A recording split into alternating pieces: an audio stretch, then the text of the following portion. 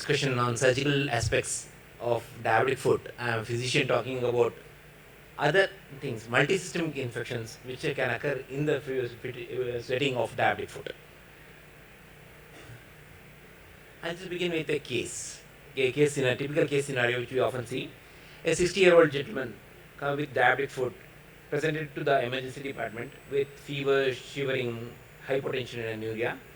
Past history had recently been hospitalized at another hospital due to cellulitis and gangrene of the left toe and treated.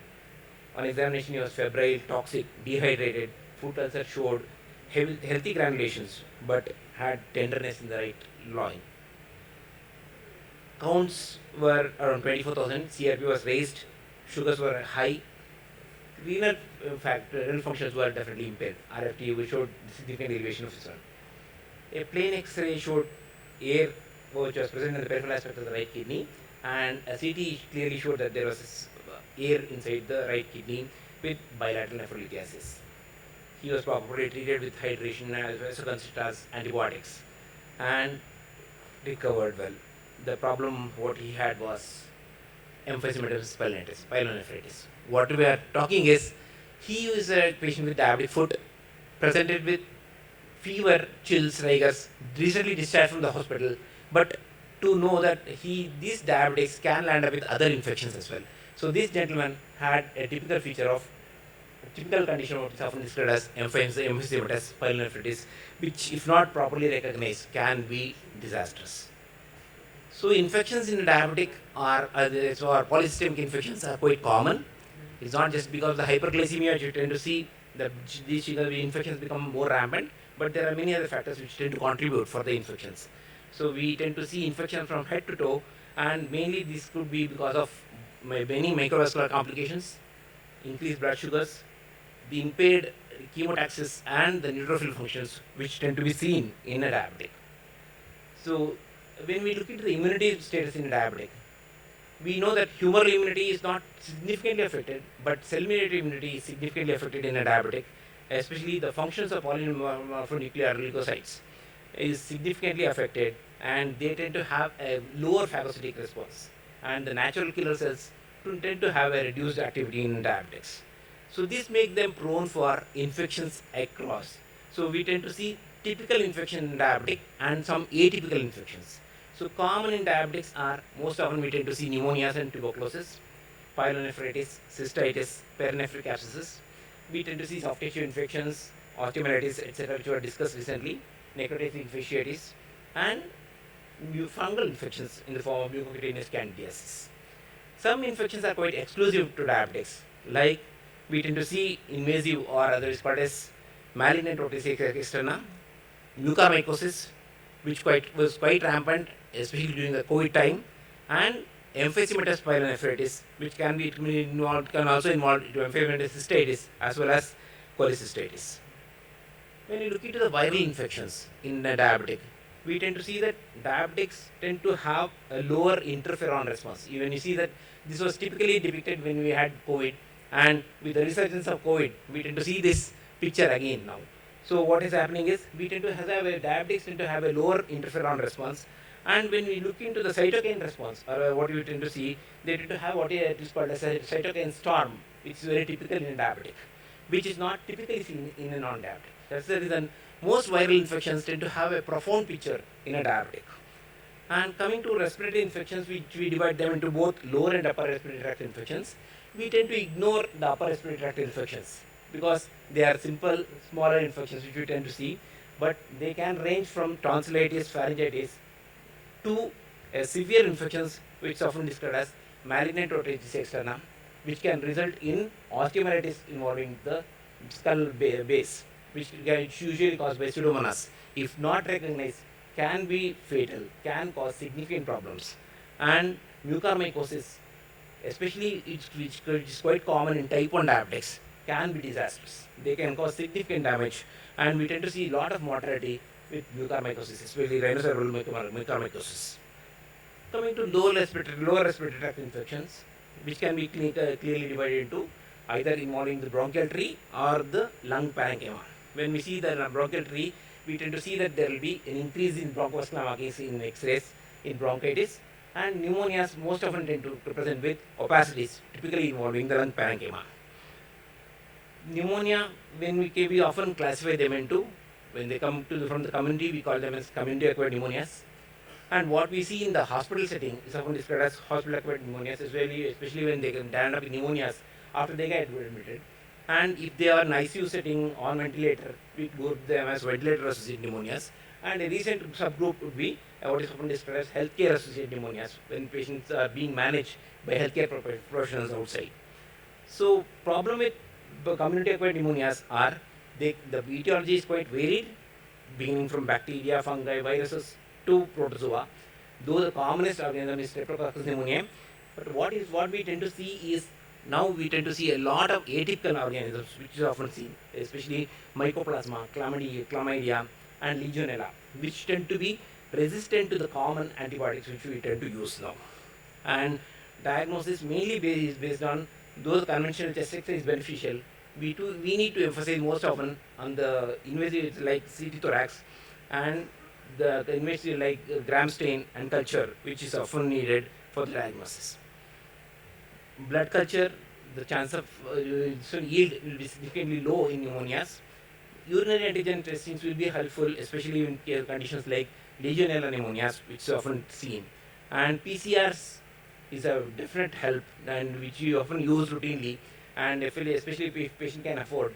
PCRs definitely help in early diagnosis of pneumonias, and biomarkers especially are beneficial, especially procalcitonin and CRP help you in identifying especially bacterial pneumonias. Coming to the management, we need to emphasize that we need to look into the curve 65 score. It's a simple score which everyone can do. We look for the confusion, urea, the respiratory rate, the blood pressure, and the age. This is one simple score which we look for, and what we see is if the score is 0, the 30-day mortality is around 1.5%. That means say patient can be managed on OP basis, no headache. If score is 2, the mortality rate jumps to 9.2%. That means the patient needs inpatient treatment. Or if the score is more than 3 or more, it says that the chances of mortality are significantly high to the extent of 22% needs ICU care. So a simple score will definitely help us in recognizing the patient has some serious problem and address it. Common cause for deterioration include if patient has multilobar infiltrates, if patient has hypoxemia, if patient has severe acidosis, if patient is confused, disoriented, has tachypneic, or if patient has neutropenia and dyslipidemia. Complications most often include effusions, respiratory failure, shock, multi-organ dysfunction, coagulopathy. Patient can have metastatic infections and lung abscess. Management, most often outpatient management, usually convention would be to use fluoroquinolone like moxifloxacin or levofloxacin, which can be used concurrently, or a beta-lactam antibiotic, along with a macrolide. That's something which is essential, usually given for a duration of 5 to 7 days. Inpatients especially need vigorous treatment, especially if patient is non-ICU, patient needs a fluoroquinolone in the form of either moxifloxacin or levofloxacin or a beta-lactam antibiotic. It should be combined with a macrolide and should be given for a period of 7 to 10 days. If patient is in ICU, patient needs a beta-lactam antibiotic like ceftriaxone or ampicillin sulbactam, and it will be along with the macrolide to be given for a period of 10 to 14 days. Coming to prevention, this is one thing which is very simple. Most patients with diabetic foot, when they are getting discharged, especially elderly, immunocompromised, if they receive a vaccine, okay, we have a pneumococcal vaccine which is available, an influenza vaccine during seasons, definitely will prevent these pneumococcal infections, which can be disastrous. Other matter of concern is tuberculosis. We tend to see a resurgence of tuberculosis now, and what is typical is, what we see classically is fever, night sweats, cough, prolonged cough, weight loss are not typically seen in diabetics with tuberculosis compared to non-diabetics. And the radiological picture of tuberculosis is quite different. They tend to have lower zone opacities in diabetics compared to upper zone opacities which are seen in non-diabetics. They tend to have more cavities in diabetics. They tend to have infiltrations more often So this makes it very atypical presentation of tuberculosis in diabetics, which need to be recognized. Coming to the infections in urinary tract, which is so important, we need to classify them as asymptomatic bacteriuria, upper UTI versus lower UTI, complicated versus uncomplicated, and community acquired versus COTI, that is called catheter-associated urinary tract infections. Common infections most often found in diabetics are emphysematous pyelonephritis, emphysematous cystitis, and prostatic abscesses. These are quite dangerous.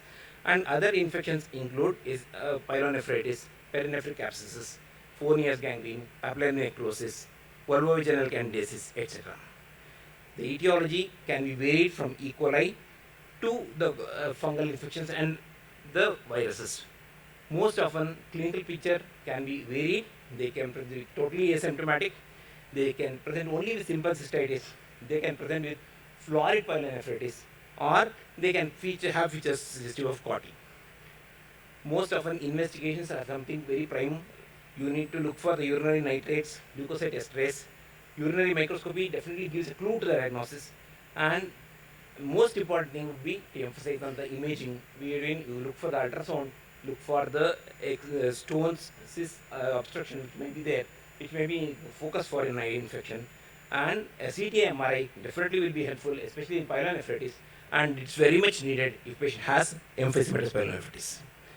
Coming to the management, general principles include adequate fluid intake and good hygiene, apart from this one. And most often, simple urinary tract infections can be managed with a simple antibiotic like fosfomycin, which can be given as a single dose, which can be definitely beneficial even in multi-drug resistant strains. It's available as a simple sachet, which can be given in 1 glass of water, and prevent these simple infections can be avoided or prevented. Trimethoprim sulfamethoxazole is still a wonderful antibiotic in simple uncomplicated UTI. Amoxicillin and quinolones are definitely beneficial in UTI. Usually, uncomplicated UTI, the duration of therapy is around 3 to 5 days. But if patient has features of pyelonephritis, the duration of therapy should be for at least period of 10 to 14 days with parenteral antibiotics. Complications include, they can land up with acute renal failure, they can go in for chronic pyelonephritis, they can land up with papillary necrosis, which can result in occlusion, they can land up with renal abscess and scarring, which can be disastrous. What about fungal infections?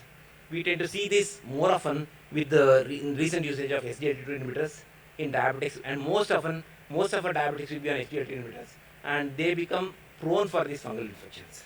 So they can be of two types. One, they can be involving the renal tract, wherein they can present with cystitis, pyelonephritis, or fungal ball occlusion, and or they can present with vulvovaginal candidiasis or balanopostitis, which can be again be managed with simple antimycotics. If not, patient can come with prolonged fever, not responding to medication. GI infections, again, what happens is they become more susceptible for GI infections. Diabetic gastroparesis or dysmotility, which is common in diabetics, increases the chance of GI infections. One, small bowel bacterial overgrowth is quite common in diabetics. Fungal infections, oral candidiasis, are quite rampant. Even these candidiasis involved in the GIT can result in significant anorexia, weight loss, patient fails to eat, and this can result in problems secondary to that, or there may be worse outcomes of the existing infections. And the specific infections which we tend to see in diabetics are emphysematous cholecystitis and the increase in hepatitis C infection. Other thing which we need to remember is about the liver abscess, which is often ignored or missed off. Unless we do a proper ultrasound scan or a CT, we tend to miss out on a liver abscess, which can result in a picture almost like a PUO or a prolonged febrile illness. So managing GI infections, we need to give dietary modifications. Patient should have a diet glycemic control. Antifungal infections may be needed when required. Antibiotics and prokinetics definitely benefit these patients. The other thing which we need to know is entry fever still haunts us with new challenges, because most often what we see is we tend to look into the textbook description of entry fever, which no organism follows. We tend to see that We know that every undifferentiated fever in the tropics must be considered as typhoid unless proven otherwise. So patient has been admitted with diabetic foot, patient has been in the hospital for a long time, patient continues to have fever spikes. You need to definitely look for or work up for enteric fever, which is one thing which is very important. And we know that we tend to see that patients are coming with multi-drug resistant strains. We are getting enteric fever, salmonella, which are resistant to strains. If the MDR strain, if it comes with a strain which is susceptible, the patient can be treated with ciprofloxacin or a macrolide azithromycin. Alternatively, if patient has a drug-resistant strain, then the duration of therapy will be significantly prolonged for a period of 10 to 14 days, either treat with ceftriaxone or azithromycin. That's something which is very essential. Another scenario which we often don't really look for is the coexistence of diabetes with HIV. So we of late we are seeing more often HIV, we tend to see that it may cause increase in night sweats, weight loss, drug interactions, opportunistic infections, polypharmacy, which become difficult to recognize and manage these patients. Dengue fever, we tend to see them in clusters during their endemics, and they tend to cause significant problems, especially in a patient with diabetic foot. Leptospirosis is again otherwise called as Weil's disease, can manifest as with fever, jaundice, and renal failure, which can cause Dr. Ravi, significant problems. we are running short of time.